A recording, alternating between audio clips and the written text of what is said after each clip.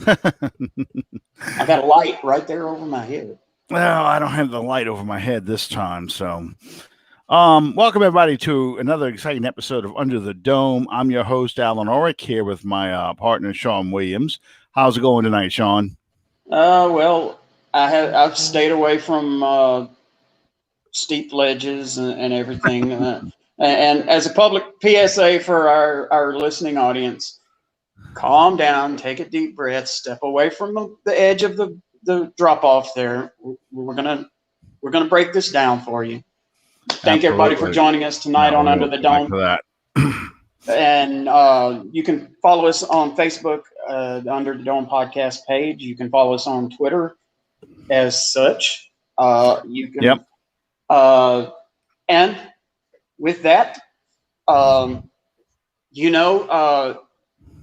obviously there's one overriding storyline going into this game week, and it's not the usual Falcons hate week. No. Oddly enough, what happened Sunday happened, and Monday morning the sun still came up. So it was not the doomsday scenario that we thought it would be, but it's still a serious issue to be dealt with. But guys, listen, the bottom line is we've been here before. This is part of the game. This is the chance that you take when you have a 40-plus-year-old guy playing quarterback. These things happen.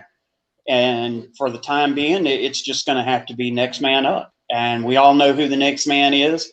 And strictly my opinion, he didn't look really bad. Winston, that is. He didn't look bad in that second half. He was, I think, 6 of 10.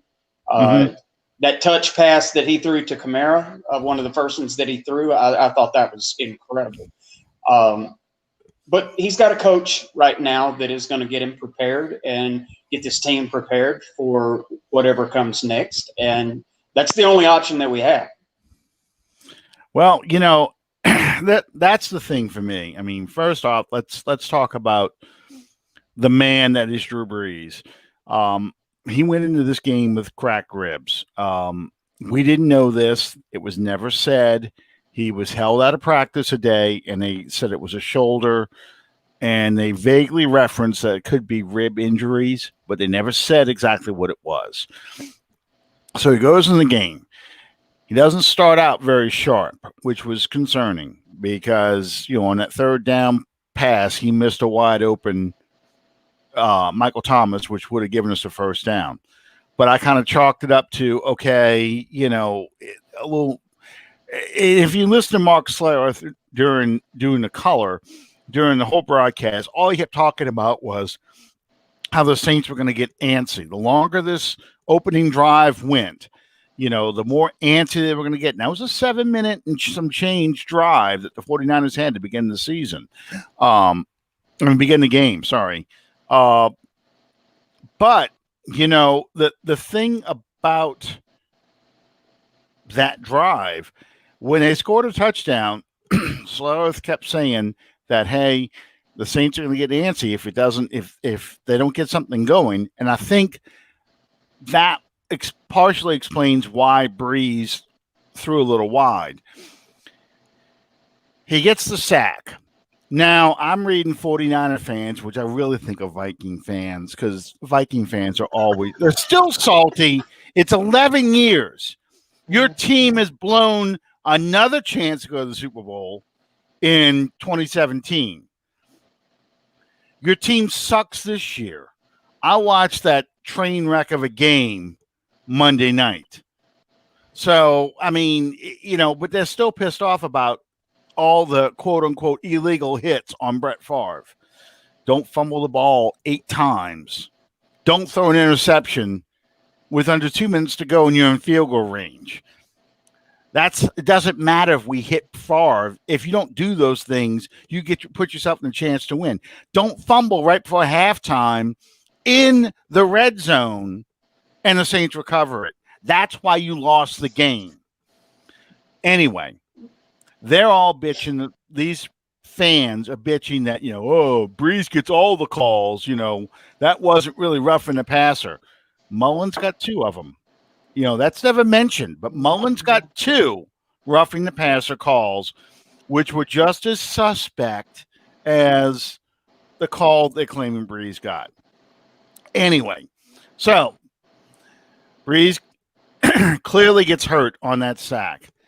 He's struggling to get up. He still converts that drive to a touchdown. That was Kamara's first. We make him go, I think, 3 and out, or I think that was the first. No, that wasn't the first muff punt. But we run the 2-minute drill. And to me, the most impressive thing, Brees like 5 of 6 on that drive. On the touchdown pass, the snap hits Brees in the hands.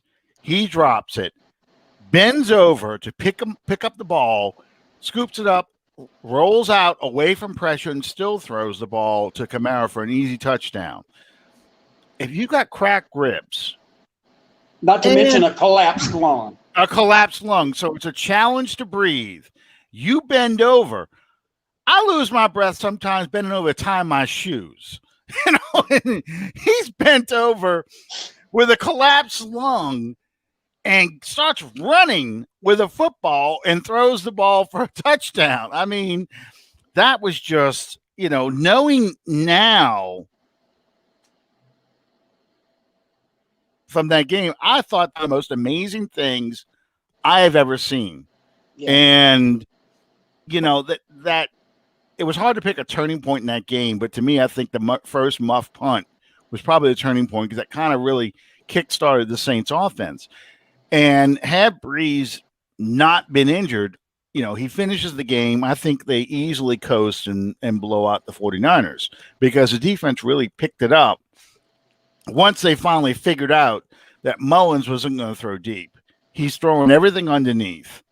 And, once you took away the underneath stuff and forced them in second and third and long, you were going to get the ball back.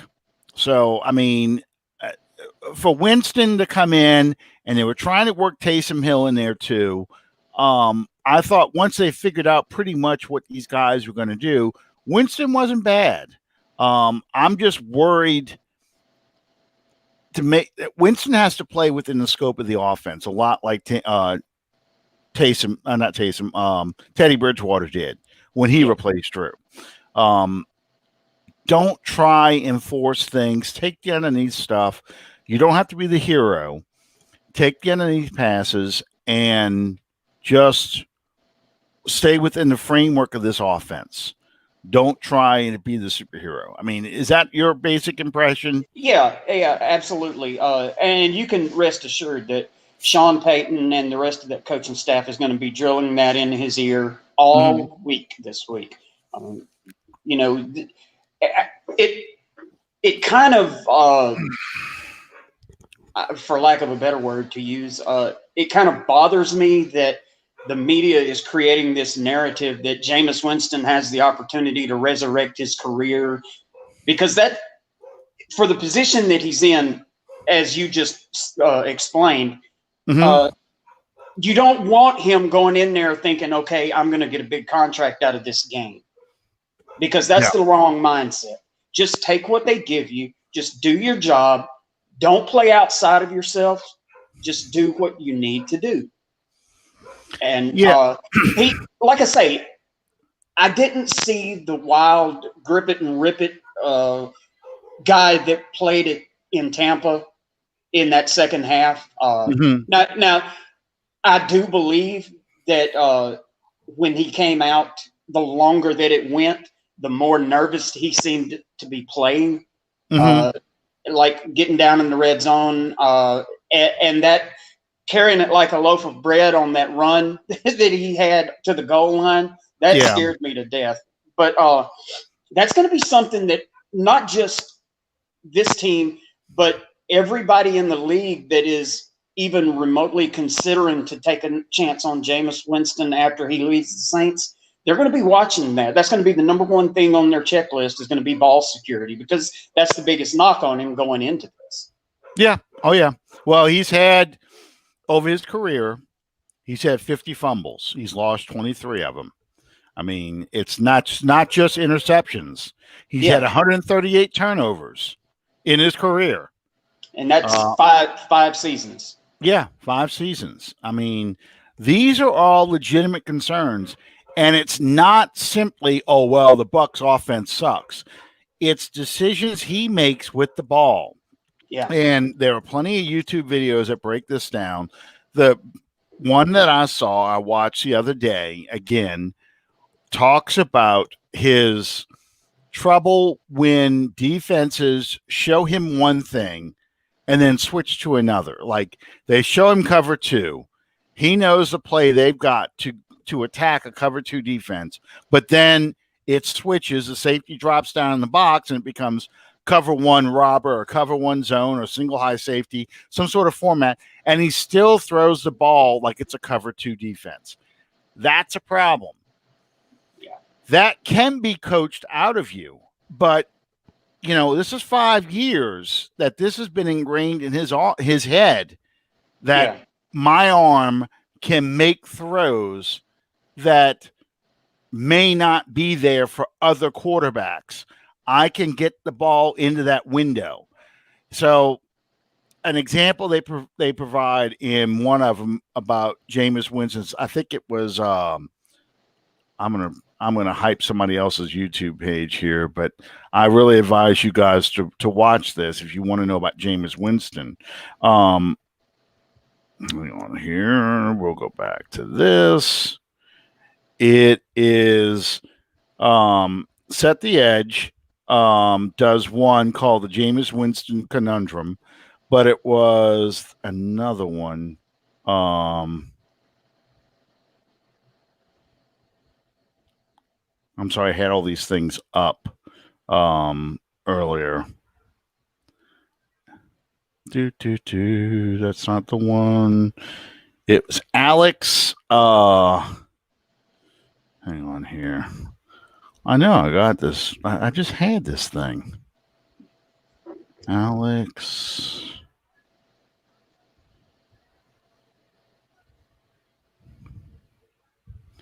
Alex Rollins, NFL. Jameis Winston's failed as a starter in Tampa Bay. Is he a starter in the NFL? And it's a breakdown of his 30 for 30 season last year. And it's a good one to watch because it talks about his misunderstanding of coverages and failing to understand leverage, cornerback leverage. And both of them are coachable and correctable mistakes. He just has to feel like he cannot feel like he's the superhero. Okay. Yeah. He doesn't have to feel like I've got to push this ball down the field. I got some people over there in the Saints groups talking about, well, we're finally going to get a vertical attack again. No, you don't want to. Please God, no. No, this offense is not built for a vertical attack. You don't have a Henry Ruggs or Jordan Jefferson or Julio Jones, Calvin Ridley. You don't have the receivers who are big, fast receivers taking off down the field. Yes, we have the kick returner Deontay Harris. Yes, you've got 31-year-old Emmanuel Sanders. But there's no need to make those guys go deep just so you can throw deep. You want to be able to hit these guys in the holes in the zone and get the yards after the catch. It should be the same as it was under Drew Brees. It's about getting people in space. And if that means more of the bubble screens, the tunnel screens, the arrow routes, the slants, that's what you need to do. Keep doing that. Don't try and change this offense to the 1968 Oakland Raiders, with Warren Wells and Fred Biletnikoff and, or the 76 Raiders with, 21. I just draw it like Cliff Branch. We don't need to hear dun dun dun dun dun dun dun dun. We don't need that offense. That was the 2011 Saints. Well, play to the strength of this team. That's the strength of this team, is getting the ball to Kamara and Thomas. You and I have both, since we acquired Winston, we've pounded the same drum. The shortcomings of Winston thus far in his career have not been his ability. No. It's the mental mistakes that he's made. And I think that if it's possible to coach him out of those mistakes, Payton is the one to do it. And the other thing is, some people are going to look at this as like an audition for, and it is to an extent, an audition for, is Winston in the future if Brees retires this year? And it is, but it isn't. Because if anybody's out there job hunting right now, you know what it's like to go through the interview process. And you're trying to hit the home run in the interview process. And you coach yourself and you rehearse answers and you kind of come across as fake or as not being yourself because you're desperate to get this job. That be yourself. You've got to be natural. And in this case, fit in, show you can fit in with the offense the way it's built. Don't try and win it all in one play and say, okay, this is the guy we need. You're proving that if the Saints are going to go with Jameis Winston, they know they're going to go with him based on how he is in the quarterback room, how he is on the film, how he is in practice, all those other things. It's not just about how he plays in game day. So play with him for the offense. I think that he probably has. I don't know how else to say it. He's probably in the most ideal of situations to have this opportunity because you've got a loaded Saints roster. You've got Emmanuel Sanders, Michael Thomas, Alvin Kamara, citing him. Jared Cook, thank you. You've got those guys running pass patterns. And you've got behind you Alvin Kamara and Latavius Murray, and you have, and it made me feel good that Schlereth, who spent a huge amount of time in this league playing in that position, that Schlereth made the comment during that broadcast the other day that the Saints have one of the premier offensive lines in this league. I really liked that they're starting to get noticed for that. But I would venture to say nothing against the Bucs or anything like that. But I don't know at any point in his career if Winston had those types of things around him to put him in a position to succeed. The closest he had, unfortunately, was 30 for 30. His 30 for 30 year when he had, you've got Bruce Arians, you've got good weapons with Mike Evans and Godfrey. You've got tight ends with Cameron Brate and you've got O.J. Howard. I mean, he was set up well for success with the Bucs offense last year. But as we're seeing with Tom Brady even, Arians' system does lend itself to turnovers. And they decided not to go with him and go with Tom Brady instead take the next step to get into the playoffs, which they haven't been since 2007. I read something right just before the show came on from the Tampa Bay Times, where they are looking at Winston. Can Winston help the Bucs win the NFC South? And the impression basically is, are the Saints going to get the Jameis Winston they saw in Tampa? Because the only way that Tampa to make the playoffs is going to have help now because we swept. Right, exactly. Because even if we finish with identical records, we got the tiebreaker. We have the tiebreaker because we swept them. And the other thing is Tampa has to also play the Kansas City Chiefs as well.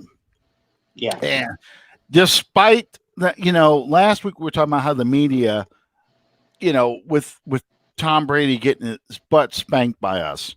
Oh, Twice. well, twice, but especially last weekend. Oh, well, that was just one of those games. You throw the film in the garbage and you move on. It's just one of those things that happens. That's not who Tampa Bay is. Well, Tampa Bay beats up Carolina, and we beat Carolina. Carolina is one of these teams that's in the beginning of a rebuilding process, and their offense is. And they didn't have Christian McCaffrey either. Their offense basically is designed to go tit for tat with a team, not one of those teams that if they fall down by 10 or more points could really come back. Okay. And Tampa goes and blows out basically, Carolina. And it's frustrating because they finally got to say all the things they wanted to say last week that they expected Tampa to win. They're all like, yeah, this proves Tampa's the best team or the team to beat in the NFC South because Seattle lost. Again. Because their defense is terrible. This proves that not only is Tampa the team to beat in the NFC South, they're the team to beat in the NFC because even though Green Bay won, people see that they struggled against Jacksonville, who is in the tank bowl, so it's. If you struggle against a team that is trying to lose, come on, man. Yeah. What have you got to, what? Okay. I know. I'm not gonna blow my stack just because I hate Aaron Rodgers. But I'm just saying that's the attitude they have because they don't think the Saints are for real. The Saints didn't blow out the 49ers like they blew out the Buccaneers. And honestly, I didn't expect them to blow them out. Like I said, last week, I thought it was going to be a close game because I thought you're playing a team that's injured, has nothing to lose. I expected them to be a lot, expected Shanahan not to be as stupid as Arians and try establishing a running game and putting his quarterback in position to win, unlike Arians. So I was not surprised that the score was only 17-10 at halftime. I expected it within a one score, maybe 10-point win. Okay. Brees getting hurt, that made it, and we ended up winning 27-13. So, and they're all like, yeah, well, the Saints couldn't really drive the ball or anything like that because they scored 2 touchdowns off of turnovers. And I mean, isn't that the object of the game? And isn't that what the game is about? You take advantage of opportunities. Hello? It's nitpicking. Nitpicking. It's picking pepper out of rat shit. That pisses me off. But they don't say that about anybody else. Kansas City. They don't say that about the Bucks when they barely win. It's frustrating. Kansas City almost lost to Carolina. Yeah, and they did. If it weren't for, I guess probably Patrick Mahomes. If it wasn't for that, they would have lost to Carolina. Yeah, Calvin, they scored 2 field goals off of turnovers. One was the muff punt. They got a field goal out of that to make it 10-0. And they got a field goal, I think, after Taysom's fumble. And one last thing, Calvin, I posted a little second ago, shared Calvin's comment. He thinks Taysom will probably get the first snap of the game. I think Taysom's going to see a lot of playing time again because people have to realize now when Taysom's in the game, he may throw the ball, but we're playing single wing offense. And you saw that against Carolina. I don't know if it's a lack of confidence in, and I've noticed this with Latavius Murray. If Murray gets hit at the line of scrimmage, he's not gonna break that tackle and go forward. If he can get past the line of scrimmage and get to the second level, it's a big run. He's going somewhere. Okay. And I think Payton sees this, and he's like, well, if I'm going to punch somebody in the mouth on a running attack, I'm giving the ball to Taysom because he runs over people. Yeah. And, he fumbled the ball because he had 3 guys around him and he didn't protect the football like a running back does. He carried it like a single wing quarterback, with one arm, didn't wrap up with both arms, and was trying to fight for more yardage. And it's just, I think you're going to see a lot of that stuff. Yeah, Calvin, one of the things I noticed was the 49ers got a muff punt and a roughing the passer call that led to both scores to get that 10-0 lead. Okay. We got a muff punt and a roughing the passer call that led to our 10 points. So it's even Steven. Yeah.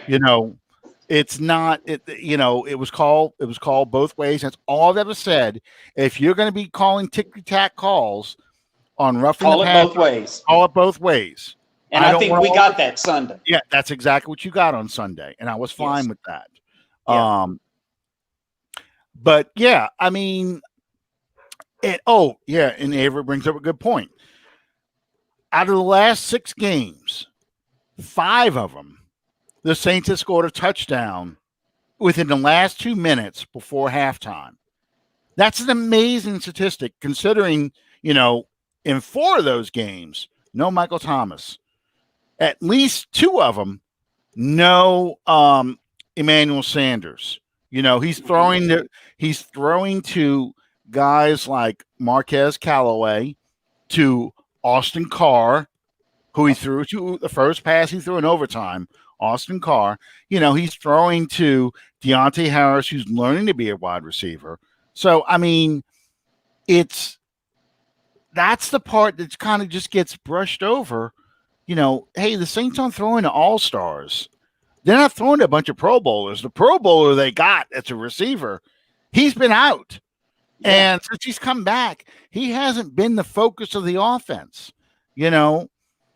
Meanwhile, Tampa has got to get all these stars in so old man Brady can win.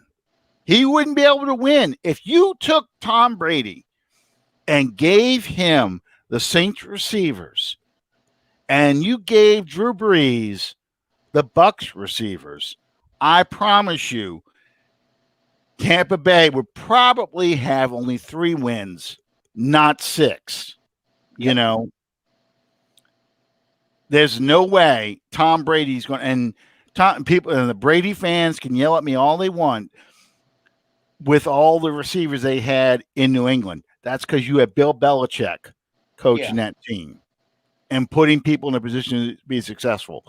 But if you make Tom Brady play in Bruce Arians' offense and giving him an Austin Carr, a Juwan Jamison, a Marquez Callaway, guys that he hasn't had a chance to really work with and doesn't know what their capabilities are. He's not going to win. Drew Brees can win with these guys. And Sean Payton knows how to put these people in position to be successful. I've always thought that, and this is just strictly my opinion, the biggest difference between Brees and Brady, I mean, there's a ton of differences, obviously, but the biggest difference on the field to me between Brees and Brady is Brees has that ability to elevate the play of those around him. And Brady, honestly, to me, looks like that guy he's going to do what he does. And if you rise to the challenge of being on the field with him, and if you get up there to that level, good. If you don't, oh well. Brady doesn't adapt his ability and his style and what he does to the players around him. He expects them to elevate themselves, and Brees doesn't do that. Well, you see Brady lose his mind on the sideline. He's yelling at his offensive line to block, better. He's yelling at his receivers. He when's the last time you've seen Brees ever do that? I've never seen him. That's the reason that I started to develop a sincere dislike for Tom Brady. And as long as we're on this subject, I felt the same way about Peyton Manning, because they come off the field onto the sidelines, and these guys that are going to war with them, they just absolutely rape them on the sidelines in front of television cameras and everything like that. I don't like that. To me, that's not a part of the game. Well, the thing with okay, my daughter's trying to start that fire pit outside, so I'm sorry, I'm watching this. If there's a sudden bright flash of light, that means it didn't go well.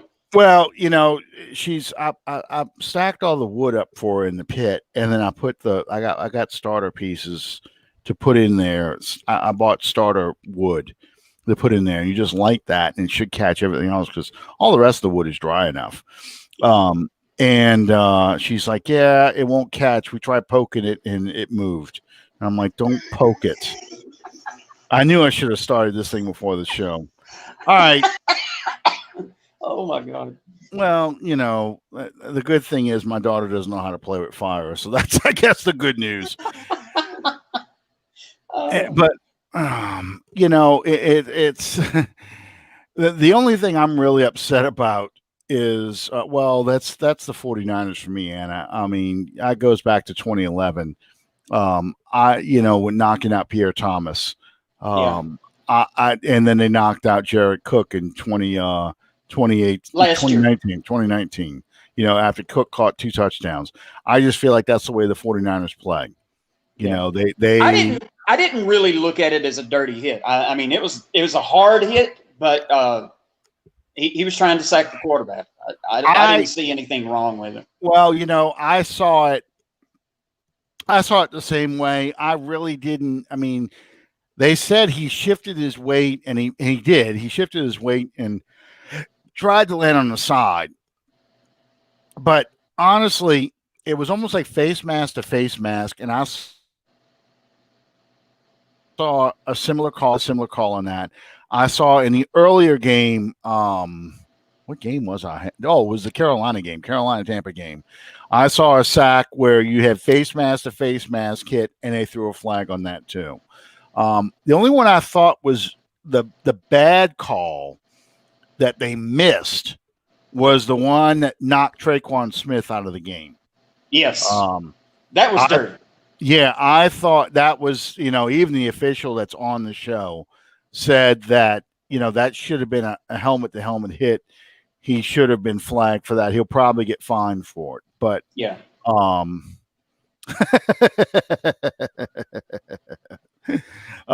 There's a funny joke in a second coming up here. And yeah, I'm stuck in old school too. Exactly. They're all vegetarians except for the one guy that's out there, Avery. He says, get us some KFC fire log. Smells like 11 herbs and spices. That would be awesome. I would be hungry the whole time I'm in front of the fire pit. Yeah. They're all vegetarians though, except for one person. But the way Brees got up, I think that's why the official threw the flag, because if you rewatch the game, he kind of drops it on the ground when Brees kind of slowly gets up, and I think that's what drew the flag. The Traquan Smith I did not like at all, and I thought that was in college. You probably review that for targeting. Yeah. I felt that was more of a targeting shot. And that I felt the same way on the Pierre Thomas hit, and I still feel that way. I forget that guy's name, but he was known and had a reputation for being Dante Whitner. Yeah, he was a. I'm not gonna. I know. Well, he was a dirty player, and he had made comments in the press that he was going to take Pierre out. Well, Pierre Thomas was heading straight for the goal. He was going to do a dive for the goal line, and Whitner came helmet first and went helmet to helmet, knocked him out. And of course, when you knock him out cold, his arms drop, he hits the ground, the ball comes out. So they're all excited because they got a fumble.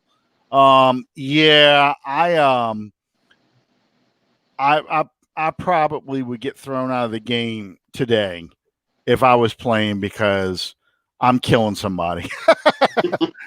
Yeah, if I was out there playing well, first I'd be out there in old school pads, Yeah. so I'd look like a And freaking the lunatic. long face mask down here, like Jack Lambert wore. Yeah, well, I have the old linebacker pads like Vaughn Johnson used to wear, those big monster pads. Yeah. And yeah, and I have the little neck brace in the back like Brian Cox used to have, and the big thigh pads and big knee pads and stuff. And I'd be like, and elbow pads, forearm pads, because I'm throwing a forearm, like what's his name from the Raiders, Phil Filippiano. He would talk about, you get him in the neck, right below the neck, and they got to go, they got to catch their breath. And when you do that, they're not concentrating. They're going to drop the ball. Or you talk about the can opener hit, whether you're going to pop the top, because you bring a guy down, you wrap him up, and you drive him to the turf so hard his helmet pops off. That's called popping the top. Yeah, that's the old school stuff. So, yeah, not punching helmets either. So, okay, what are your thoughts about Quan Alexander's play on Sunday? I thought Alexander, for really only being in practice for 1 week,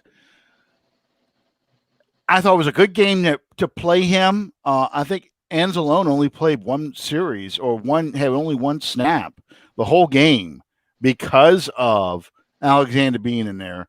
I thought Alexander played extremely well, especially that goal line play where he stayed home because he knew all the reverses and all that motion. That guy's coming straight and he waited for him in the hole. Boom, met him right there. It was a great play, made him settle for a field goal. I thought he played extremely well. Let's see how he plays the following week when it's a team he doesn't know as well. Yeah, I agree. And also, as Donald is alluding to right now, I think probably for me, the defensive player of the game was Gardner Johnson. Oh, he was outstanding. They had no answer for him coming off the edge. And Slareth was losing his mind. He's like, every time he lines up on the edge, he's coming. And they still never picked him up. Yeah, he was outstanding. I thought that Demario Davis was outstanding.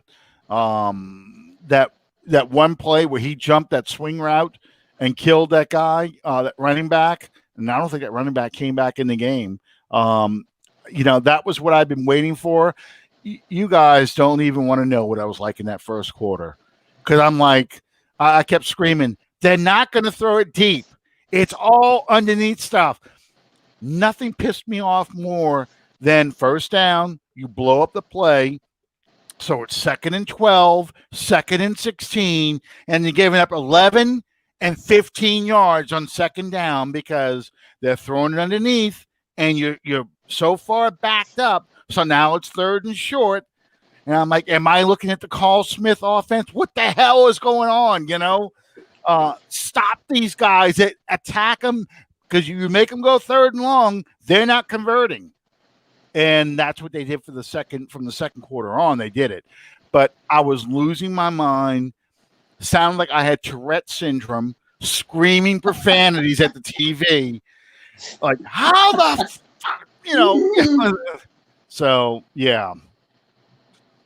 It really drove me insane. It drove me insane. So it was funny. It really was. And once they finally got that done, I was like, okay, they're never going to score again. And they really didn't. I mean, the field goal, yeah, they got a decent drive going with the field, but the game was already over. It was 27-10.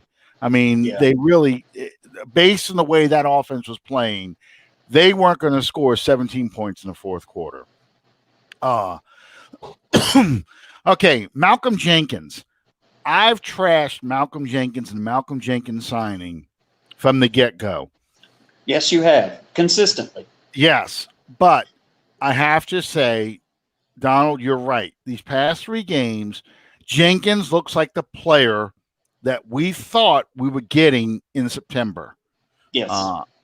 You know, he is breaking up passes. He made that awesome interception right there in the middle of the field, which really, if I'm going to say it was the game changer, I think that really was, at least for the defense, because once he made that pick, that offense was never the same. You know, he took away something, and as we were able to score more points, we could pin our ears back and go after that, after Mullins. Yes. So, you know, I thought Malcolm Jenkins played a hell of a game, and I thought he has played better each week. So now I'm not as concerned about the secondary as I was earlier this season. Well, I don't think it's a stretch to say that over the past 2 weeks or 2 games, the defense and the special teams are playing at a championship level. They are. And we'll definitely need that moving forward. Like we saw last year when Bridgewater was in, even when Bridgewater struggled, the defense stepped up and sealed the deal. It is. You know, you talk about Marcus Williams. I thought Marcus Williams is playing better because I think Malcolm Jenkins is playing better. The thing that you're not seeing, that you saw so much of in the first 4 or 5 games, is you're not seeing the inconsistency, the lack of communication with the secondary like you did in those first games. I mean, you're not seeing them making all the mistakes they made, you know, a few weeks ago. A few weeks feels like a few years. 2020 has felt like a whole decade. I'm sorry. Yes, it has.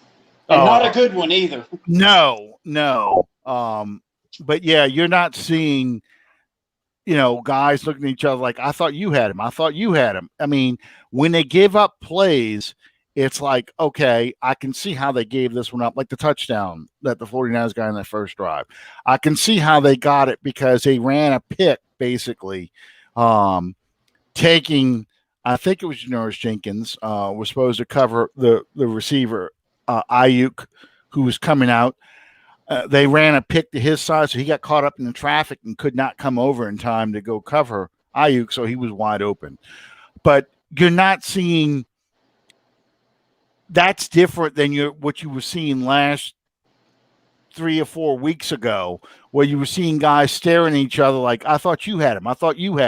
So that's a positive thing. And it's a perfect time for this defense to start coming together, especially given now that we started the show with, you know, it's Jameis Winston time. So Winston can trust his defense.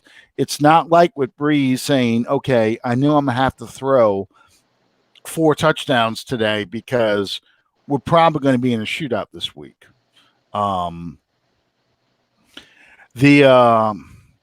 Okay. David Onyemata. I think Janoris Jenkins is getting better. Janoris Jenkins hasn't been on the field enough for me to really evaluate his play. He played the first game, made a great interception. Then he was out, and he's been back for 2 weeks now. Let's see what Janoris Jenkins looks like starting this week with a much more potent passing attack in the Falcons. David Onyemata, I think Onyemata has outplayed Sheldon Rankins for a starting job, which is unfortunate because Rankins is in a contract year. And this is before Rankins got hurt.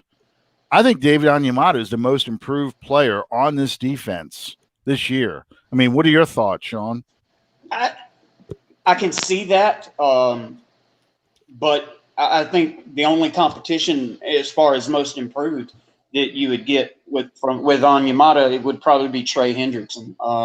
Yeah, and that's, you know, that's just kind of the luck of the draw thing because nobody really game planned for Trey Hendrickson. They game planned for Cam Jordan and Davenport and what have you. But I mean, you've got to recognize that Hendrickson stepped up to the plate and succeeded there. But Onyemata, he's playing lights out.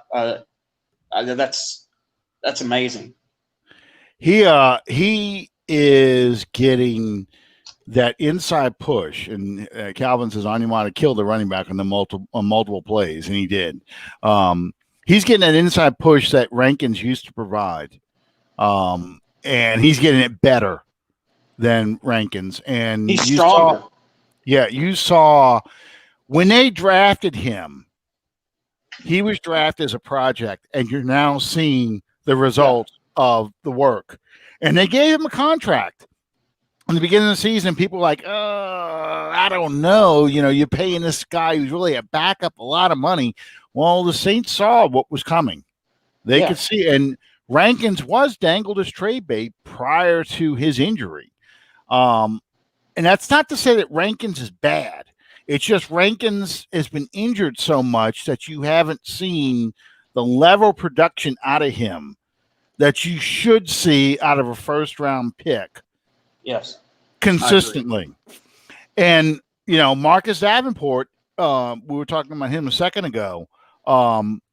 Marcus Davenport, they were giving him the nickname 2 firsts because it was about how much we gave up for Davenport. We gave up 2 firsts for Davenport, so that's not good, and he's not playing. Well, that just sets the bar that much higher. Exactly. As far as expectations go. But you were seeing with Davenport in the lineup, look at the pass rush now and look how much better that defensive line is. Not only the pass rush, but also stopping the run. I watched Davenport a lot during the game, and that man is strong. He's fast. He's powerful. It's hard for one guy to block him, and he doesn't even have any real special pass rush moves right now. He's basically bull rushing.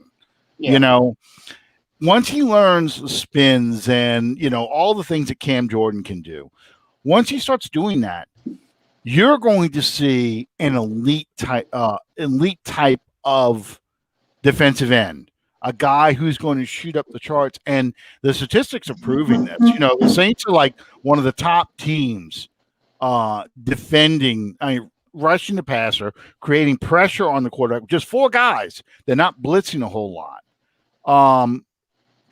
So, Davenport's been outstanding. Now, let's flip it to Cam Jordan. Cam Jordan had 3 tackles Sunday. He had a sack last week. I don't want to say he's been a disappointment because he's not a disappointment. He is he's having a down year, but he's still drawing a lot of attention, which is fine. I think the attention that you're seeing Cam Jordan get, the beneficiaries of that are going to be your Onyematas, your Davenports. The more attention that they pay to Cam Jordan, it allows the Hendricksons. It allows these other guys to be put in a more advantageous position to succeed. I agree. And that's why I'm not concerned about Cam Jordan. I think Cam Jordan makes plays this Sunday because Cam Jordan has 18 sacks on Matt Ryan. I think that's this is the game, or in the next 2 or 3 weeks, we should start seeing more of Cam Jordan making plays and doing things. But, here's the thing. Cam Jordan makes 3 tackles, but we all talk about how dominant his defense was. Yet your best player on defense on paper, your most productive player, not producing, yet your defense is playing lights out. So it's hard for me to sit there and say, okay, well, Cam Jordan's a problem. He's not a problem. It's just the defense around him is playing so good. He doesn't have to be just like we said about Jameis Winston, he doesn't have to be the superstar. Okay. All right. Who dat MVP says, should we start Trotman over Jared Cook? Not yet. I agree too. I don't think we should yet, only because Trotman is just learning this offense. I think Cook's problem, and I put this in quotation marks, I think Cook's problem is getting to the flow of the game. It's like if you don't get him involved early, Cook kind of vanishes for a while. I don't know if you've noticed this. That's how I see him. Yeah, absolutely. I thought he made kind of a mistake on his passing route. Brees threw a seam route, but he threw over the wrong shoulder. And I could see Brees doing like this, and he's mad at himself. But I think Cook was supposed to kind of run this way and turn like this, looking for the ball. Instead, he went this way where the linebacker was, and the ball sails over the wrong shoulder. So, I mean, that's how I see it. Yeah, I think he does need to work on his toolbox, and I think it's coming. I really do. I think right now he's just trying to stay healthy. Yeah, well, they've had a consistent run defense. Donald Wood says, "Oh, they finally have a consistent run defense. We have not allowed a 100-yard rusher in 56 games. That's an NFL record." Granted, our secondary has been so bad that teams give up the run and throw on us all day. But the good news is you don't feel like they're going to start running the ball on us to keep our offense off the field. They're going to play a lot of trick, do a lot of trick things. Reverses, bootlegs, short passes in the flat to try and keep drives going, not just run the ball down our throat. And Cam has been getting double teams, but even when he doesn't get double teams, I see him not he's not the Cam Jordan we're used to seeing, but I think Cam Jordan is trying to play more of a complete game. He's staying home. He's not just going after the quarterback. I think he will. I think he will start getting double teams. Okay. So one other thing we didn't talk much about, all the injuries we got on Sunday. I don't know if you paid attention to that. We lost during the game Malcolm Brown to a calf injury. Marcus Lattimore got knocked out of the game. So that was Patrick Robinson making the great interception in the end zone. We lost Brees, of course. At one point, Armstead. Yeah, we lost Traquan Smith. But at one point, Armstead, Pete, and Easton all went out with various injuries. They all came back, but they all went out with injuries. I mean, we finally got the receiving core healthy, and now we've lost a lot of key players.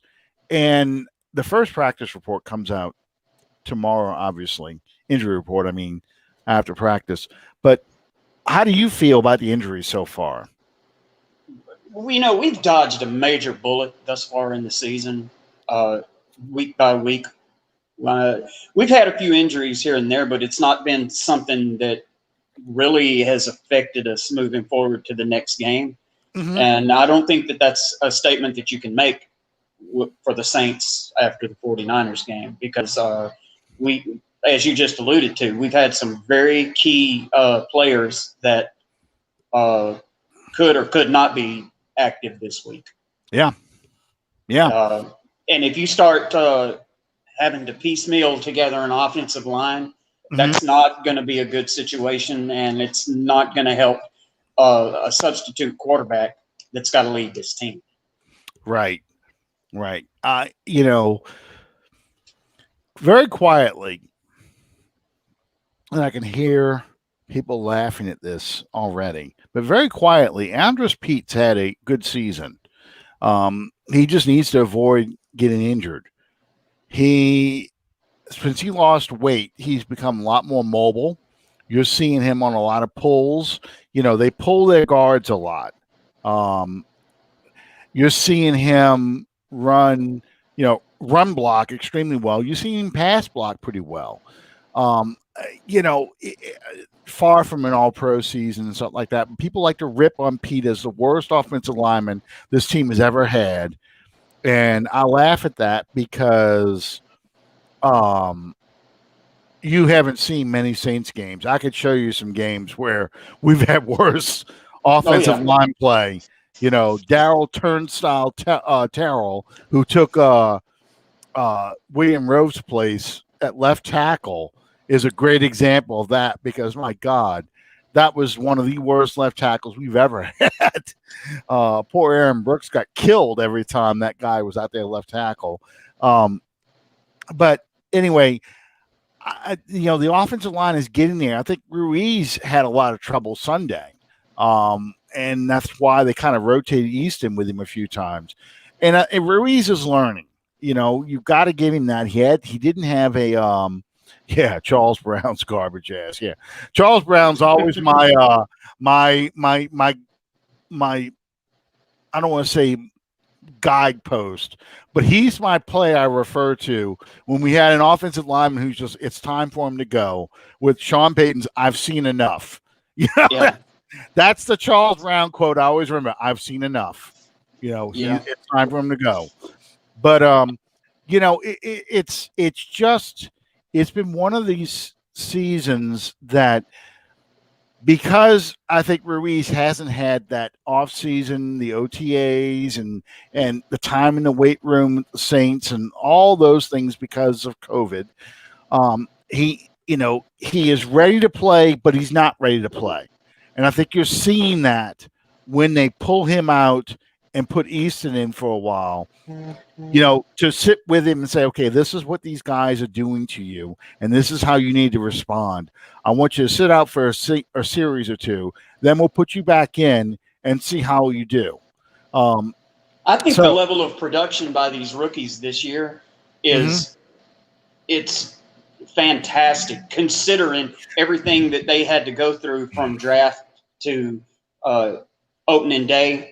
Everything that they lost, everything that they had to endure, everything that they had to change about their preparations. You see guys that are making major contributions like Ruiz, like Troutman, like Bond. To see these guys performing at the level that they're at is just incredible to me. Well, and somebody was speaking of Bond. Bond's playing special teams right now. And, and some people I'm already seeing, the usual suspects on Twitter and stuff saying, well, Bond must be a bust because he's not starting. Well, first off, the Saints only play 2 linebackers most of the games anyway. They go 3 safeties all the time. That's why you see PJ Williams out there. That's why PJ Brown, wrong sport. That's basketball. Well, at least you didn't say PJ Carlissimo. There you go. That's why you're seeing, somebody asked, are Alexander and Davis the best linebacker duo in the league? No, they're not. I think we saw let's pump the brakes on that. I think we saw that in the NFC last week with the 49ers. I think Greenlaw and Davis are outstanding. Not Davis, Warner, outstanding linebackers. I think Alexander is going to get better. I think Bond's going to get better, but right now Bond has to learn, like you said, a new position. And like we were saying, he didn't have the OTAs and all the things that it takes to learn, because he was a weak side edge rusher in college. He's learning to play strong side coverage linebacker in the pros because Davis is your weak side linebacker here. So, it's going to be a learning curve for him. It's a learning curve for Troutman. He's learning how to play tight end at an NFL position. You're seeing, that's why they made the trade for Alexander too over Kiko Alonso, because they felt they could get more production out of this guy than they could get out of Alonso and play him in a rotation. Yeah. Because Anzalone played 1 snap. He's going to rotate with Alexander a lot. So you're not going to see Alexander as much as you think you would. But the Saints are rotating all the defenders except for Davis. There's a lot of times when Davis is the only linebacker out there. So it's just the way these guys are right now. Give these guys time to grow up, and that's Ruiz, Bond, and Trotman. Okay. Can we say Demario Davis the best all-around linebacker, weak side linebacker? I would say he's one of the best. Oh yeah, absolutely. I look at him without a doubt, the absolute most underappreciated and underrated linebacker in the league. Absolutely. And every time I watch him, I'm like, and the Jets let him go. Yeah. The Jets didn't franchise tag him. They didn't do anything. They let him go. And I said that when I watched the Saints play the Jets in 2017, I think his number was a different number at the time. I think it was 54 or 52, something like that. I said, I don't know who the shit this dude is, but he is all over the field. Yeah. And it turned out that we signed you. I'm like, that's great because that dude ran all over the field in that sorry-ass defense for the Jets. Bond had the hardest hit of the year. Bond special teams hit Sunday. That was a nice hit. When you got the announcers showing a special teams tackle, you made a good one. Bond, if he's going to play special teams, run your ass off, play lights out, and he did. I was really impressed with him. Bobby Wagner. I would say Bobby Wagner is one of the best linebackers. He's got the reputation. He's not healthy, but I think Van Der Esch over there in Dallas is one of my favorite linebackers to watch play. I wanted him in the draft. So, there's a lot of good linebackers out there. There's no dome patrol level linebacker play. There's nobody who has 4 great linebackers. The closest you're going to get is maybe Pittsburgh right now with T.J. Watt and Bud Dupree. But, that's part of the reason why they're 9-0 right now. But, since defense is pretty much outlawed in the NFL anyway, I just it's hard. There's nobody that I sit there and go, oh, that reminds me of the Giants, or oh, that reminds me of the Bears, the '85 Bears with Otis Smith and Singletary. Nobody reminds me of those great linebackers. No, not even close. Not to me anyway. I knew Calvin was going to say something about Bud Dupree. Hey, a lot of Steelers fans feel the same way. I think it's all T.J. Watt personally, but and I was wrong. Micah Fitzpatrick is worth a first-round pick. I have to admit I was wrong. The Saints probably should have gone ahead and burnt a first-rounder for him if they could have got him, because he is probably the biggest playmaker safety in the league right now. Sure. So I will say flat out, Calvin, I would say flat out that he surpassed my expectations for safety play. That's the kind of safety play we thought we were getting with Marcus Williams, and Micah Fitzpatrick is just a stud. He really is. Look at this question. Who's better, Ray Lewis or Brian Urlacher? Ray Lewis, and it's not even close. Yeah, I would have to go with Ray Lewis. But that's with the caveat that Ray Lewis played on a better defensive unit than Urlacher did. Yeah. Ray Lewis stays clean. He's the best of this era. You want to go back in time? You want me to start talking about great middle linebackers? We could start with Jack Lambert. Yes, indeed. Work our way from there. It's like when I hear people talk about, well, this guy is the best cornerback I've ever seen, and I'm like, no. Until you have a rule change with your name put on a rule change because you were so good. You were so dominant. They have to change the rules to prevent you from doing what you were doing. Mel Blount will always be the greatest cornerback in the NFL, bar none. Absolutely. Regardless of the era. The dude was bigger than the receivers. He was stronger than the receivers. There's a picture you can see. Go to NFL Films. He's picking up receivers like Cliff Branch and throwing them around like a rag doll and throwing them, and so they land on their head. Poor Drew Pearson catches a pass in Super Bowl 13. Here comes Blunt, number 47, hits him, wraps him up, carries him like a child on his hip, drags him forward, or backwards for him, drags him back, and throws him on the ground. And, you just can't do that in the league today. So Mel Blount will always be my favorite, just because of how I know Deion Sanders was a shutdown guy. I know about these other guys. Overrated. Mel Blount beat the hell out of people. He just did. I mean, he threw that first punch and wham! The receiver falls back. Blount used to wait for guys to catch the ball so he could pop them like paper bags. It was just, oh yeah, Jack Ham. Yep. So yeah, it's okay. We got a bunch of people now saying stuff. Yeah, best DB to come out of Alabama, Micah Fitzpatrick. CJ killed it. Yeah, he did. Let's see. We're going. Oh, Ray Lewis or Mike Dawkins was two different positions. Brian Dawkins. Brian Dawkins. Dawkins was a great safety, but I mean, it's two different positions, so it's hard to compare. But yeah, I just it is funny.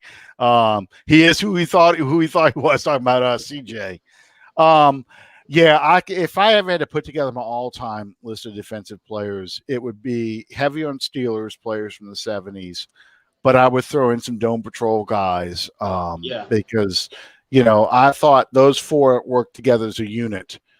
But my favorite defensive line will always be the Steel Curtain, the Pittsburgh Steelers defensive line of the 70s. Safeties, it's a little bit harder.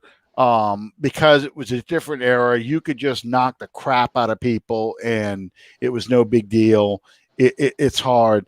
Who's better, Darrell Green or Deion Sanders? Darrell Green. I'm going to say Darrell Green too, because Darrell Green was the first cornerback who really showed speed. Mel Blount was not fast. Y'all all know my feelings on Deion, so I'm not going to climb up on that soapbox today. But Darrell Green was he was world-class sprinter speed. Mm-hmm. Yeah, that play that NFL film shows where he I forget, was it Eric Dickerson? No, it was Tony Dorsett. He runs down.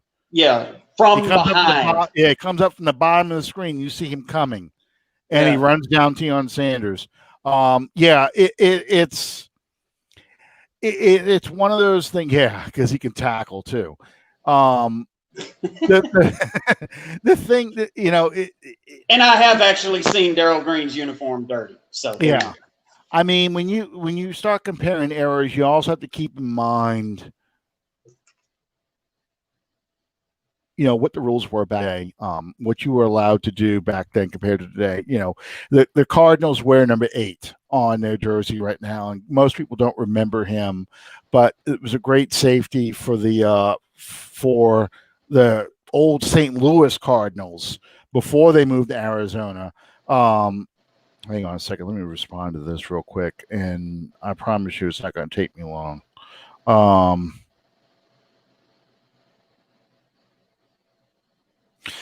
Larry Wilson was the guy who pioneered the safety blitz. Yeah. So he's always going to be mentioned as one of the all-time great safeties because he intercepted. I think he led the league in interceptions, and he had 2 broken hands. Yep. It was a different era though, because they invented zone defense, for example, because of Bullet Bob Hayes from the Dallas Cowboys, because he was an Olympic sprinter.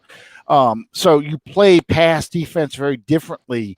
The receivers weren't as fast, so the safeties could mug people and they could just knock people out the way to get these interceptions. So that's how somebody like Larry Wilson could intercept so many passes with broken hands. It was just it's a different. So when you start talking about Reggie White. Reggie White was a 300-pound defensive end, so much larger than Joe Green was 275. I think Elsie Greenwood was like 260, 250. You just don't. It's such a different era, and Reggie White had that hump move that John Madden used to talk about all the time, where you get that arm underneath you, and he had the strength. He could just flip an offensive tackle back, with that hump move. It's so hard to compare these guys. So I kind of keep players within an era, and I think Reggie White was one of the best defensive ends of his era. I think, Joe Green used to use that tilt position as a tackle, as a nose tackle, even if it was a 4-3 12. So he was already in a slanted position where he could shoot the A gap so fast to get to the quarterback. That made that a different era and changed the way defenses and offensive linemen played. So it's a hard.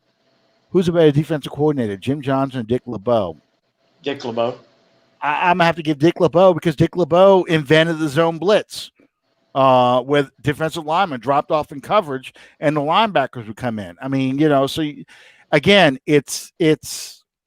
Did you change the game? If you change the game, I'm gonna put you ahead of somebody else. I thought Jim Johnson was an outstanding defensive coordinator. Lawrence Taylor, the greatest ever. The thing about Lawrence Taylor was he changed offenses again. The Washington Redskins went to the single back offense, which was unheard of. It was always a fullback and a running back, and they blamed Lawrence Taylor for the death of the fullback. You now went to a 2 tight end single back offense, whereas before it used to be the splits or the power I formation. And the fullback would lead the block. Well, because no left tackle could handle Lawrence Taylor, they had a tight end help out the left tackle. So you had to sacrifice the fullback. So you had a single back, which was John Riggins, 2 tight ends, along with the Hogs, to handle Lawrence Taylor. So, Lawrence Taylor has got to be one of the greatest of all time, because he changed the way the game was played. So I'm always going to give, Cocaine Taylor. Yeah, well, that's true. That is true. So anyway, all right, Sean's got to go and make the donuts. He always does right. This time. We have to do a show one day on the best ever, regardless of positions. Regardless of the era, and that'd just talk about our great players, because it's fun to look back at some of these guys and how good they were. Thank you guys for joining us. Like we said, this is a second chance for Jameis Winston. I think this is a good chance to see if he can work within this offense. He has to stay within the framework of this offense, though. If he can do that, cuts on the defense is better than the Falcons' offense. And I think our offense, the Falcons have no answer for Alvin Kamara. They have no answer for Taysom Hill. They really don't have an answer for Michael Thomas. I think we win that game pretty easily Sunday. But if Winston tries to play like he played in Tampa, where he's going all down, I think, we're in trouble. So we'll see how this goes. And as he becomes more comfortable, I think the off.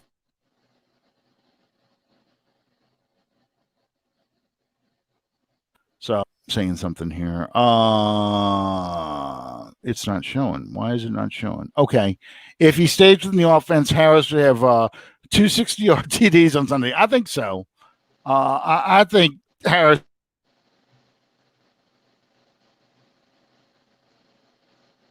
it's going to be a bomb.